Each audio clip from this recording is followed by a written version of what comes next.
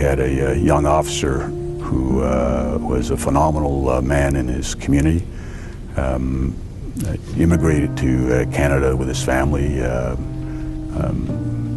in the 70s from Vietnam.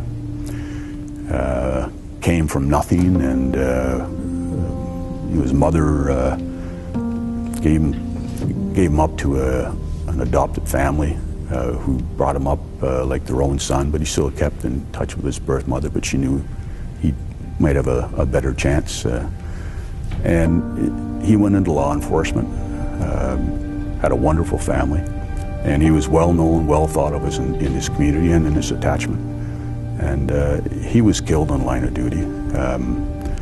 Pulled a vehicle over that another detachment was looking for, a domestic situation, and was immediately attacked with a high-powered firearm, high-powered rifle. Caught him unawares. He tried to take cover and return fire, but he was mortally wounded. His partner arrived on the scene. Thank goodness he was close by, and the attacker turned his attention to his partner, and obviously gunfire, and the attacker was eventually killed, and the other officer was unharmed. But Vu passed away from his injuries, and as a leader, that gets you. Vu and his partner were in two separate cars looking for a 70-something-year-old man that was mad at his wife. And people said, he's looking for her. She left the house because they split. They verified all his guns were in his house. He hadn't said, I'm going to kill her, but he was mad. And so they're just trying to get a hold of this guy and say, let's talk here. What's going on? So they stopped him up near Goderich area, Wingham area, and he got out of the truck with a firearm, and it was the one he'd got from somebody else.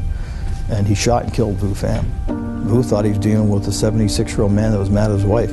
Not in a million years did those officers think they were stopping a truck with a guy had a gun. So they had two cruisers. He got out and shot Vu as the second officer, Del Mercy, got out of his vehicle. And he got Vu right in the head. And so I was acting commissioner. Commissioner Fantino of the day was just getting in a plane at the airport. I started heading down there in the chopper, and I called Julian, and he hadn't taken off yet, so we picked him up, and the two of us went. And we got to the hospital before Vu was pronounced dead. But his wife and his 3 little boys were there.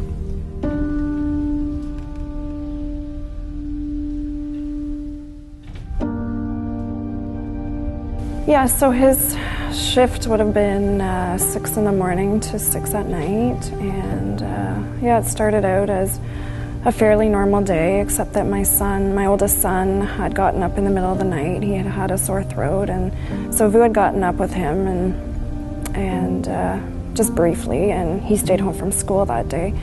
So I had slipped out in the morning to go to the gym, which I often did, and when I got home, I had a friend call me and said that there was all kinds of commotion in Goderich, which is where they were stationed out of. He worked in the satellite office of Wingham, but the office was in Goderich, and so she had said, do you know what's going on? It's crazy, there's sirens and things everywhere. And I replied that no, that I hadn't heard from him yet. He would often come home or call home mid-morning. So I said that I would try his cell phone, and I got off the phone, and I did try his cell phone, and there was no answer, and so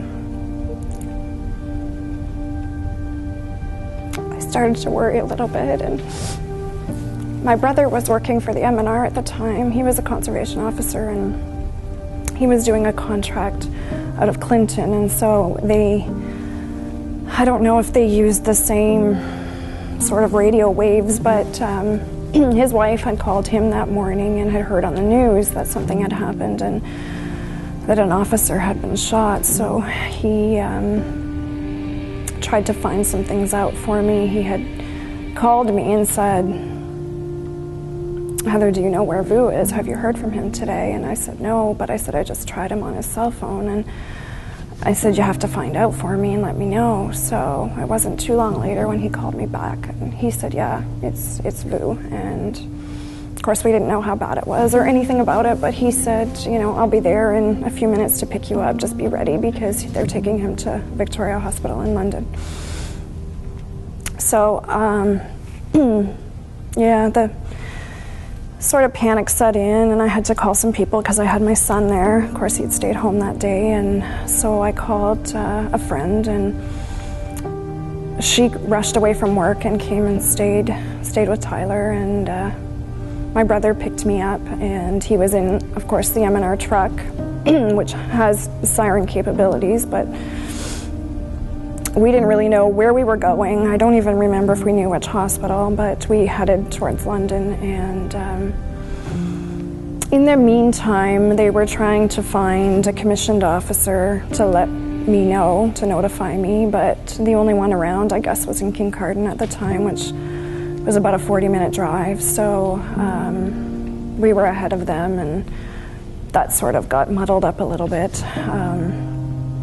We were about, I don't know, half an hour, 45 minutes down the road, and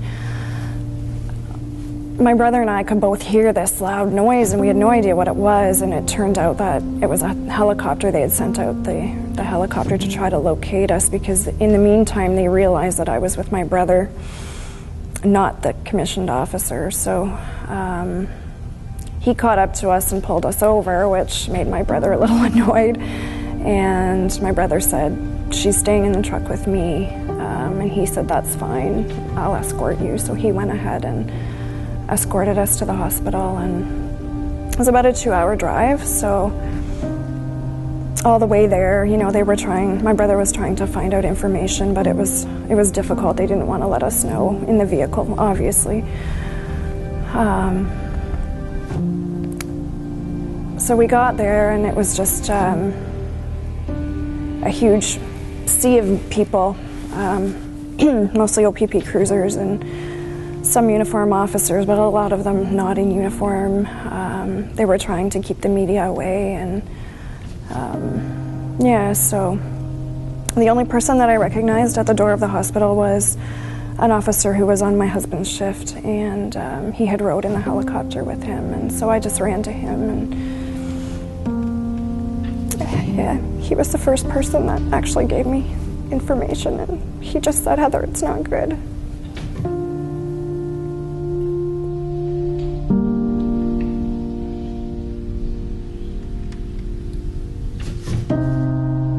That night after I got home from the hospital, of course I couldn't sleep, and I just had all these things going through my head, and I got up and I wrote some things down, which ended up being my funeral speech.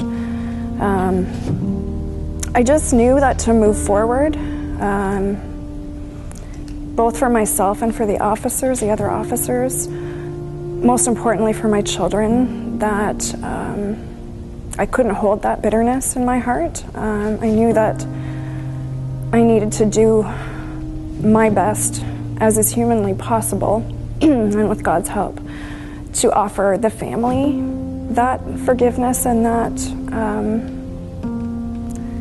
I guess, just that reassurance that I didn't hold that against them. I understand that it was difficult probably for the family of that man, and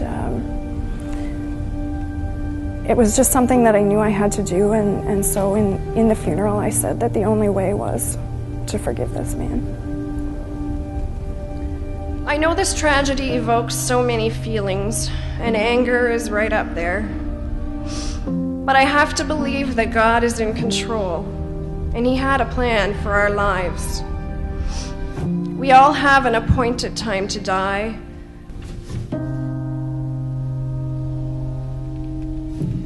No, I don't understand or like it. It was Vu's time, and I know he was ready.